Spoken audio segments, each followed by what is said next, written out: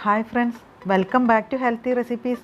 ഇപ്രാവശ്യത്തെ ഓണത്തിന് നമുക്ക് ഓലനും പച്ചടിയും ഒക്കെ നമ്മുടെ വീട്ടുമുറ്റത്തുള്ള പപ്പായ കൊണ്ടുണ്ടാക്കിയാലോ? അപ്പോൾ വളരെ ഹെൽത്തി ആവുമല്ലോ. പപ്പായ ഒരുപാട് ഹെൽത്ത് ബെനിഫിറ്റ്സ് ഉള്ള ഒരു വെജിറ്റബിൾ ആണെന്ന് എല്ലാവർക്കും അറിയാലോ. ബ്ലഡിലെ പ്ലേറ്റ്ലൈറ്റ്സിൻ്റെ കൗണ്ട് കൂടാനൊക്കെ വളരെ നല്ലതാണ് പപ്പായ കഴിക്കുന്നത്. അപ്പോൾ നമുക്ക് ആദ്യം ഓലന് വേണ്ടിയിട്ട് എന്തൊക്കെ വേണമെന്ന് നോക്കാം. ഞാനിവിടെ 1/4 കപ്പ് മമ്പയർ വേവിച്ച് വെച്ചിട്ടുണ്ട്. പിന്നെ 1/4 കപ്പ് കട്ടി തേങ്ങാപ്പാലും എടുത്ത് വെച്ചിട്ടുണ്ട്. പിന്നെ ഒരു പകുതി പപ്പായ കനം കുറച്ച് അരിഞ്ഞ് വെള്ളത്തിലിട്ട് വെച്ചിട്ടുണ്ട്. കൂടാതെ ഒരു തണ്ട് ചേമ്പിൻ തണ്ടും അരിഞ്ഞ് വെച്ചിട്ടുണ്ട്. നമുക്ക് ആദ്യം ഈ പപ്പായ മൺചട്ടിയിലേക്ക് ഇട്ട് കൊടുക്കാം. മമ്പയർ നമ്മൾ നേരത്തെ വേവിച്ച് വെച്ചതായതുകൊണ്ട് പപ്പായയും ചേമ്പിൻ തണ്ടും കൂടി ഇപ്പോൾ വേവിച്ച് വെക്കാം. ചേമ്പിൻ തണ്ട് വേണമെന്ന് നിർബന്ധമൊന്നുമില്ല, ഞാനിവിടെ ഉള്ളത് കൊണ്ട് ചേർത്തേ ഉള്ളൂ. പിന്നെ എരിവിന് ആവശ്യത്തിന് പച്ചമുളക് ചേർക്കണം. ഞാനിവിടെ 3-4 പച്ചമുളകും കുറച്ച് കാന്താരി മുളകും കൂടി ചേർക്കുന്നുണ്ട്. നല്ല എരിവുണ്ടായിക്കോട്ടെ, കാരണം നമ്മൾ വേറെ മുളകൊന്നും ചേർക്കുന്നില്ല. മുളക് പൊടിയോ കുരുമുളകോ ഒന്നും ഇതിൽ ചേർക്കണില്ല. ഈ പച്ചമുളകിൻ്റെ എരിവ് മാത്രമാണ് ഇതിനുണ്ടാവുക. പിന്നെ ആവശ്യത്തിന് ഉപ്പും ഒരു 1/4 കപ്പ് വെള്ളവും ഒഴിച്ച് നമുക്കിത് വേവിക്കാം. ഇപ്പോൾ ഇതാ നന്നായിട്ട് വെന്തിട്ടുണ്ട്. വെള്ളം തീരെ കുറവേ പാടുള്ളൂ ഇതിൽ, കാരണം നമ്മൾ തേങ്ങാപ്പാൽ ഒഴിക്കുമ്പോൾ വെള്ളം പാകത്തിനാവണം. അതുകൊണ്ട് കുറച്ച് വെള്ളം വറ്റാൻ വേണ്ടി ഞാൻ ഒന്ന് വെയിറ്റ് ചെയ്യാണ്. ഇപ്പോൾ ഇതാ വെള്ളം വറ്റിയിട്ടുണ്ട്, പാകത്തിനായിട്ടുണ്ട്. ഇനി ഞാൻ ഇതിലേക്ക് നമ്മൾ നേരത്തെ വേവിച്ച് വെച്ച മമ്പയർ ചേർത്ത് കൊടുക്കുകയാണ്. ഈ മമ്പയർ ഞാൻ മത്തനരിശ്ശേരിക്ക് വേണ്ടിയിട്ട് വേവിച്ചപ്പോൾ ഒരുമിച്ച് വേവിച്ചെടുത്തതാണ്. അങ്ങനെ ആകുമ്പോൾ പണി എളുപ്പമാവുമല്ലോ. ഇപ്പോൾ ഇതാ മമ്പയറൊക്കെ ചേർത്ത് നന്നായിട്ട് മിക്സ് ചെയ്തിട്ടുണ്ട്. ഇനി ഇതിലേക്ക് കട്ടി തേങ്ങാപ്പാൽ ഒഴിച്ച് കൊടുക്കുകയാണ്.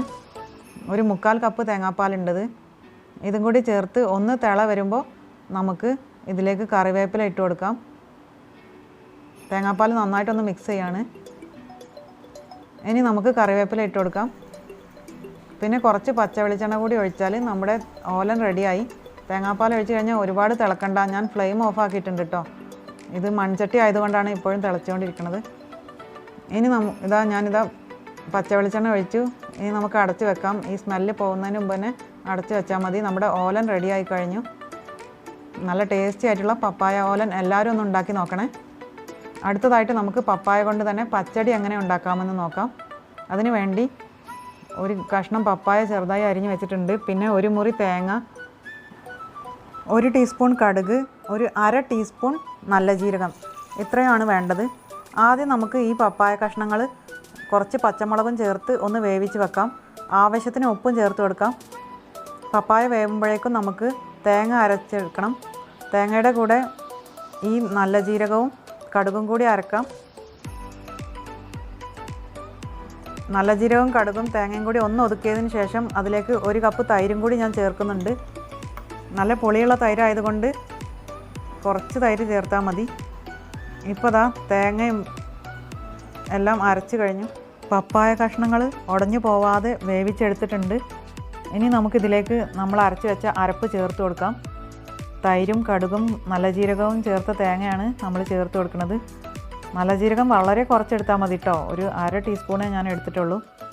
ഇനി എല്ലാം കൂടി നല്ല ഒന്ന് മിക്സ് ചെയ്തതിന് ശേഷം നമുക്ക് ഒന്ന് തിളച്ച് കഴിഞ്ഞാൽ നമുക്കിത് ഓഫാക്കാം. ഒരുപാട് തിളക്കാൻ നിൽക്കണ്ട, ജസ്റ്റ് ഒന്ന് ചൂടായി കഴിഞ്ഞാൽ ഓഫാക്കാം. അതിന് ശേഷം നമുക്ക് കടുക് വറുക്കാം. ഇപ്പോൾ ഞാൻ ഓഫാക്കിയിട്ടുണ്ട് കേട്ടോ. ഇനി കടുക് വറുക്കാൻ പോവുകയാണ്.